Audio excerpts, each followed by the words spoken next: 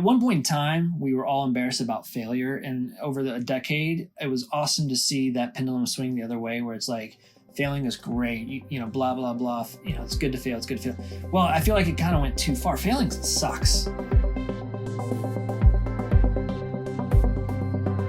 What's up, everybody? Welcome back to Awesome Inc.'s podcast, where we highlight people pursuing their definition of, you guessed it, awesome.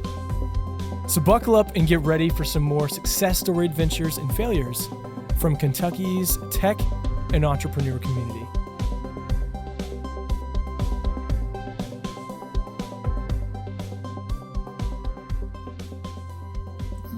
So a year ago, last summer, I stepped out of TouchCast, started putting pen to paper. A neat thing for me was using the Vote Awards here in Louisville, VOGT, as a forcing function to actually put together a presentation of what my idea was. And luckily, we were accepted into the Vote Accelerator, where they give you some money, no dilution, which is awesome, to just help you get that idea into a prototype and really get going. And we took part in that and had a really nice little cohort to really help each other. And that was the spark to really turn Unitonomy into something. Across all my projects, it feels like for the last decade, I've been working with a small town in Ukraine that's about the size of Lexington. And there's a university there, it turns out, a lot of engineering. Well, we started using them to help us develop a lot of the games we were doing, software, even some hardware stuff back in the Hasbro days. And then we ended up building an office of 30 people there for TouchCast. And so I've just returned to that same town to find people to create a team around Unitonomy. So over the fall, we put together that team, developed an engine. Again, back to my game background, you kind of start by building a core engine, and then you can build on top of that. So we built that communication engine to augment communication across all the tools companies already use to figure out how to connect that central nervous system. Then starting in early winter, we started building out the alpha versions of products that are on top of that system. And I'll tell you more about the products in a minute. But everything was going well. We were about to start private betas. We were fundraising, got about halfway through our fundraise, and then boom, COVID-19. And so like every startup, we had to go back to the drawing board and kind of rewrite our plans, realizing, well, we're not going to get a lot of people to open up their wallets right now. So let's not burn energy on fundraising. Let's call time out on that. There's not a lot of companies that are going to want to pilot, brand new software when they're figuring out how to go remote overnight and deal with all the craziness of the pandemic. So let's just be patient and let's really keep our products in the oven and just kind of mature them. And it's kind of where we are now. We literally, August here is a huge month for us because we are taking our products to a public beta stage and announcing them and trying to get people to come and start playing with them and give us feedback. We are restarting our fundraise, and we're really bullish on what's going to come this fall. To circle back a little bit on our model, we are not your average startup doing a lean startup method where we have like one product and that's it. Unitonomy is the name of our company, much like Atlassian is the name of that major project management suite. Right now, it's a $24 billion company. That's kind of our model. Let's start with this vision of like all the different things that need to happen across culture, but let's start now tackling a few specific areas, building off our core engine. So our three products are Git Commit, which is knowledge transfer for organizations. Glove, which is like single player mode of Git Commit. It's knowledge transfer for just you and future you to help you remember things. And then Org Vitals, which is back to that baseball advanced analytics metaphor. This is our culture analytics to really understand how people are performing as collaborators and how's the overall culture performing. And we're going to see how these things are perceived, how people love them or don't love them, what pieces of them work, what don't work over the course of the next many months. We may end up kind of really narrowing our focus around one that if that customers really gravitate toward one, we realize there's huge value there. We'll just kind of put all of our eggs in that basket and go a little while on that before we expand back out then to the idea of the full suite. If each product has sort of a niche cohort of customers, we'll just kind of keep doing each three and kind of see how we go. We're going to kind of evaluate things that way. We're a little different, though, than a lean startup. But again, back to how game developers work, that's kind of our model. You create that engine, and then you put a bunch of experiments out almost and really see where players go. And then you usually have, hopefully, one hit, and that kind of floats all boats. Yeah, no, that's very cool. Thanks for that background. For you specifically, again, you mentioned COVID. I know that's been beyond frustrating. as a business owner and you're trying to pivot. So speaking, you have 3 specific products. Did those each have different changes that you guys had to make with COVID? Can you talk into that a little bit? Yeah. So look, there's been more than one curveball with COVID, and I mentioned a few of them between fundraising and just getting our private beta started. But I tell you what, there's another aspect to all this that's, I got to mention, which is like, wow, my kids are here now all the time. I have 2 little kids that aren't in their 5-day-a-week preschool. So my wife, who's also a full-time person, we have to juggle that. There's a whole nother balance happening. And that I knew that was personally going to slow me down over the spring and summer. So being patient was also about, being a good dad. And I don't think any founder should have to mask that. Right. So that's another curveball that I had to deal with. To the product piece, the silver lining to the pandemic was, wow, every company that is a knowledge-based company where people work behind computers, they're going remote, and they're probably going to stay remote for a long time. Google, Facebook of the world, they've announced they're remote until deep into 2021. Well, guess what? We suddenly have 100x the customers we thought we were going to have. Like, we were always developing this kind of first for remote teams, because that's where you have these issues of communication and culture, that are so strong. You have to find a solution. Well, now we have a lot of customers to sell to. Only bad news now is, you see startups coming out left and right for some sort of aspect of solving a remote, whatever it is. So we have a lot more competition and just noise to stand out from the crowd that we're doing something kind of special, and a kind of more of a bundled solution, if you will. So good and bad. I've done enough startups now to realize you don't look down. There's always going to be curveballs. There's always going to be more problems to solve, and more unexpected things are going to happen. Try not to take anything for granted, but even 2020 has taught me a lesson, which is, people say like raise twice what you need. Well, I'm going to try to raise 4 times what we need, right? It's just really like, don't take anything more for granted, because if 2020 has taught me anything, there's always something else around the corner. So yeah, that's where we are. I don't know if we've talked about this. Your product, what is their functionality? How do they work? Again, I know you're servicing remote teams, but now a lot of companies that have had to go remote. How does your business, how do your products fit in and benefit their lives? So if they are an organization of about 20 people, maybe 15 or more, they're starting to have the first problems of issues of cohesion, let's call it, which is to say, there's enough people here that if you just start to lean too heavily on having meetings to keep everyone on the same page, you're going to fall over, because now people don't have time to do the work, like I said. So that's where our product can come in and offer a lot of value. Get Commit is to really help teams make that communication more efficient, more effective, especially if you're using like something like Slack. We integrate with Slack. We want to make it effortless to throw knowledge into our system and then make sure people are aware of that knowledge. You can email something in by just sending an email to @getcommit.com. If you type XYZ at getcommit.com, we'll automatically create a repository called XYZ, and it'll just be waiting for you there. So we kind of automatically organize everything based on you just emailing in. The cool thing about email is you can use that from any tool, whether it's Salesforce or your email inbox or anything in between. You can almost forward anything by email out of that system, and our system knows how to cache that and organize it. So that's kind of hard knowledge. But again, back to the soft idea here, we also want to capture kind of that soft knowledge. We ask how people feel. We want to know what you're kind of focused on this week and why. How did your week go? What did you learn this week? We ask a lot of questions like that through our mechanism. It's like a pull mechanism where we want to pull knowledge out of people, opposed to the push where people are just going to decide to push whatever they want into the system. We want both pieces of that knowledge. Then we know how to tap people on the shoulder to make sure the right people know the right things. That's sort of the vision of Get Commit here, especially as we start to develop our AI piece this fall, which we really want to make it even more sort of auto magical, where we can just see the information that people have inside their company, digest it, and then kind of anytime someone has a query, immediately give them an answer based on all the knowledge that's in the system to just make sure things are happening efficiently. So that's Get Commit. That's really all about knowledge transfer. Org Vitals, that's people analytics, that's culture analytics. This is a sense where we want to ask questions just like a consultant would to understand how people feel about things. How do they feel about their engagement? How do they feel about their experience? How do they feel about their collaborations? How do they feel about the overall culture?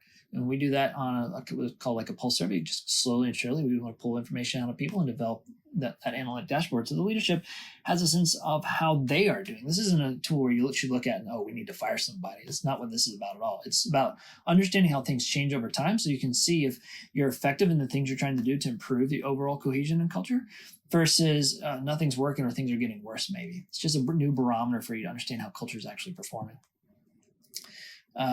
So that's Get, Commit, Org Battles. Those are real tools for organizations. Glove is different. Glove is for any individual that has the problem of they email themselves. We want to turn emailing yourself into a superpower, right? Email is awesome because it's so fast. You can be doing anything. I can be playing my kids and have an idea and email it to myself. We just want to make sure Glove catches that and automatically organizes it, just like Get, Commit, and then knows how to remind future Charley or future you how to act on it in the right way. Maybe it's something to read later. Maybe it's a link to go to. Maybe it's something you want to tell someone in the next meeting with that person. Whatever it is, you just email it in. Our system organizes it for you. So you save your own normal inbox, all that clutter, but also Glove will automatically organize it so everything's right where you need it. Random question. Of the three you've talked about, what one excites you the most? Well, like any dad, I love them all. Good safe answer. Yeah, well, look, I'm really excited about Glove because any time I tell someone Glove, hey, this is a system that solves emailing yourself, blah, blah, blah, I get the same response you just said. Like, I want to try that. I need that. That's always like music to an entrepreneur's ears when you hear like everyone wants to be a customer, right? So, but let's really break these down, right? Glove is an individual tool. Individual products get out of the gate much faster than anything that's team-based, organization-based. The good news about a team-based, organization-based thing is even though the growth is slower there, you have network effects, and they will grow across an entire organization. It goes from person to person, team to team, department to department. Next thing you know, a big company is using. That's bottom-up sales. So slower out of the gate, but man, they can really get going great once they catch on. But I think Glove is going to lead the way from us because it's so easy to tell people, oh yeah, this is a tool that solves emailing yourself. You're going to love it. And, you know, I'm yet to say that to someone who doesn't offer to be a beta tester. So that's a really great sign. No, that's really cool to hear. Yeah, I can only imagine that having kids and then having a different variation of what your company offers, you all want to have that mutual respect. So that I get you in there. One thing that I've been learning a lot in trying to implement in my work and would love to hear from you is trying to fail more because failing points to your success. So Charley, what are you working towards? Maybe a goal or two specifically that you're wanting to accomplish, and how are you going about failing to get to that point, to get to that success? I'm going to answer this in two ways. I'll start with the first part, which is kind of like a disclaimer, which is at one point in time, we were all embarrassed about failure. And over a decade, it was awesome to see that pendulum swing the other way where it's like, failing is great, you know, blah, blah, blah. You know, it's good to fail. It's good to fail. Well, I feel like it kind of went too far. Failing sucks. And I don't think it's healthy to have an entrepreneur culture where we're always almost like celebrating failure. But I think you're asking a really smart question, which is, how are we experimenting? How are we going to learn as we go from the things that don't work so we can double down on the things that do work? And I'm a huge believer in that. We run experiments on both the product side as we try to find product market fit, of course, you know, feature here, what's customer think, et cetera, and always just looking for that feedback. But we're also doing a lot of experiments on what we call trying to find our win channels. We want to understand how customers discover us, how we get them in the door, and then how we convert them into a paid subscription. And across that whole funnel, we are running micro experiments to learn what doesn't work, what does work. And this fall, our big goal is getting customers. We're finally, our horses are at the gate. They're leaving the gate. Awesome. We need customers so that we can not only learn from the product side of what they really love and how to double down that as we find product market fit, but like we're learning just how to find the customers and how to turn them into paid customers. And over time, hopefully we learn the right lessons so that, like any startup, we're turning ourselves into a cash register, right? You know, here's your product, give us the money, everybody's happy, right? That's to oversimplify things. That's what we're building. And you've got to, I think, really know how to be a good listener to your experiments to figure out how to build that thing right. That was great. No, I definitely think you interpret what I was putting down. So yeah, thanks for picking that up. It's all about experiments so you don't have a grand failure. But that said, I think in the world, it is a really healthy thing that we talk about failure more openly now. We talk about how hard it is to be an entrepreneur. It is very stressful. Every day is a new challenge. There will be grand mistakes. We made a huge mistake in the last week, technically, and we fixed it and we move on, right? You can't dwell on things. You can't look down. Just keep climbing. That's what we have to do. So Charley, last question. We're going to wrap up here. My favorite question to ask.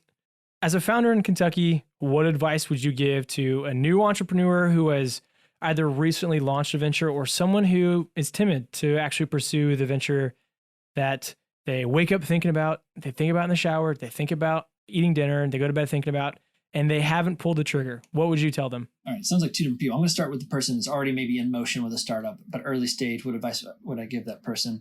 And it'd be something like a mistake we made at Unitonomy is in the early days, especially, we struggled to explain it. We just knew we had this thing that was going to help culture, but we always struggled with kind of nailing down the positioning. And in some ways that was a flag for us, where now with separate products it's much easier to explain kind of what each product does, and that really helps us. But at one time we tried to kind of lead with like this grand vision of you need to know everything about Unitonomy. And I think the mistake is, or the lesson is, people harp on having a good elevator pitch, and I've learned that, wow, that's really true. You got to be able to explain your value proposition in a sentence and not a mouthful. So that's something that I've been reminded about through building a Unitonomy. To the sort of person that's thinking about doing it, but maybe is timid and hasn't tried it, you just have to jump in the deep end. You will not learn and live the mistakes without just doing it. You can read every piece of advice for every founder that everyone's ever written, and you still wouldn't be equipped to run a startup without having just jumped in the deep end and learned to swim, right? And give yourself leeway to make mistakes and not be too hard on yourself. Everyone does. No one is an overnight success. Behind every overnight success was a decade of attempts and trials and tribulations.